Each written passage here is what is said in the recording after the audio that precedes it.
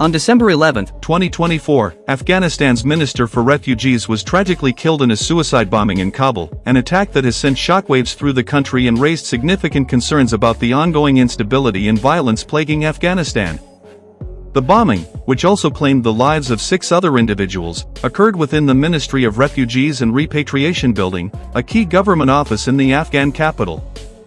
This violent and high-profile attack has been claimed by the Islamic State, ISIS, further exacerbating fears of escalating violence in a nation already struggling with severe political, economic, and humanitarian crises. The assassination of a sitting minister is a highly symbolic and serious escalation of the violence that has swept across Afghanistan since the Taliban's return to power in August 2021. The attack marks the first time that a sitting minister has been killed since the Taliban's takeover, a shocking event that underscores the growing volatility and security risks in Afghanistan. The Minister for Refugees, whose name has not been fully disclosed at the time of writing, had been one of the key officials in the Taliban's government. He was responsible for managing the ongoing refugee crisis and the complex process of returning displaced individuals to their homes in a country devastated by years of conflict. The violent nature of the attack, with a powerful explosion ripping through the ministry's premises, reflects the severity of the threat posed by extremist groups, particularly ISIS, which has been increasingly active in Afghanistan since the Taliban's rise to power. The responsibility for the bombing was swiftly claimed by ISIS, a group that has been hostile to the Taliban's rule since the latter's return to power. ISIS, which operates under the banner of the Islamic State Khorasan province, ISIS-K, has sought to undermine the Taliban by launching targeted attacks against its members and institutions.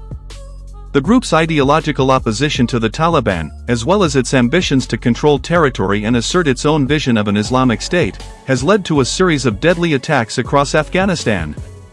These assaults have targeted not only Taliban forces but also Afghan civilians, religious minorities, and foreign interests.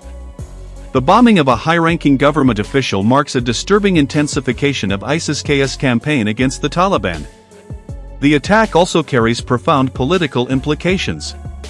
The Taliban had previously declared that they were committed to ensuring the safety and stability of Afghanistan in the wake of the chaotic U.S. withdrawal in 2021. They have promised to restore order and provide security to the population, but the killing of a minister, especially one involved in such a vital ministry as the Refugees and Repatriation Ministry, undermines their ability to present themselves as a functioning government. The Taliban's leadership has long struggled with the challenge of establishing legitimacy on both the national and international stages. Attacks like this one, which target government officials in such a brutal and public manner, weaken the Taliban's claims of stability and governance. This assassination comes at a time when Afghanistan continues to face deep-rooted challenges. Since the Taliban took power, the country has witnessed a deteriorating economic situation, widespread poverty, and a sharp decline in foreign aid. In addition, millions of Afghan citizens are still displaced, either internally or externally, due to years of conflict and instability. The Refugees and Repatriation Ministry, under the leadership of the late minister, had been tasked with overseeing the return of refugees and internally displaced persons, IDPs, to their homes, as well as addressing the humanitarian needs of the population. The assassination of such a figure, whose work was vital in addressing the refugee crisis, sends a chilling message about the Taliban's inability to ensure the safety of those working within the government, much less the citizens they govern.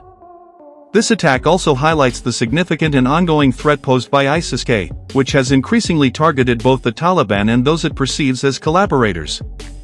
While the Taliban has managed to assert control over much of Afghanistan since taking power, the country remains a fractured and unstable state, with various militant groups vying for influence.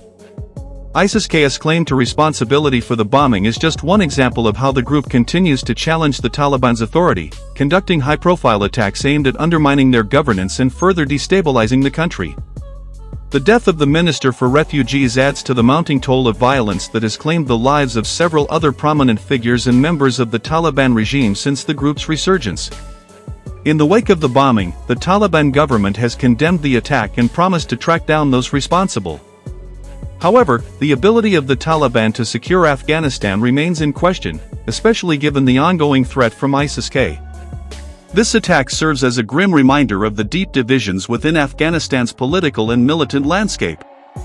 the Taliban's efforts to consolidate power and restore some semblance of order have been repeatedly disrupted by insurgent and extremist violence, with groups like ISIS-K taking advantage of the security vacuum to launch attacks against both the Taliban and their perceived enemies. The impact of the bombing extends beyond the immediate loss of life. The Ministry for Refugees and Repatriation plays a crucial role in the management of Afghanistan's internal displacement crisis. In a country where millions of people remain displaced due to decades of war and conflict, the ministry's work is essential to addressing the ongoing humanitarian disaster. With the death of the minister, the ability of the ministry to function effectively may be further compromised, leaving the millions of displaced persons in an even more vulnerable position. This is especially concerning given that the Taliban has been criticized for its inability to address the needs of the Afghan people, particularly in the areas of healthcare, education, and humanitarian assistance. The assassination of a key figure in the refugee sector further underscores the challenges faced by the Taliban in providing for the population's basic needs. Moreover, the international community will likely take note of this attack and its implications for Afghanistan's future. The assassination of a government minister may prompt renewed international scrutiny of the Taliban's governance, especially as many nations continue to withhold formal recognition of the Taliban-led government. While the Taliban has sought to establish diplomatic ties and engage with various international actors, its ability to ensure the safety of government officials and maintain stability in Afghanistan is central to its efforts to gain legitimacy.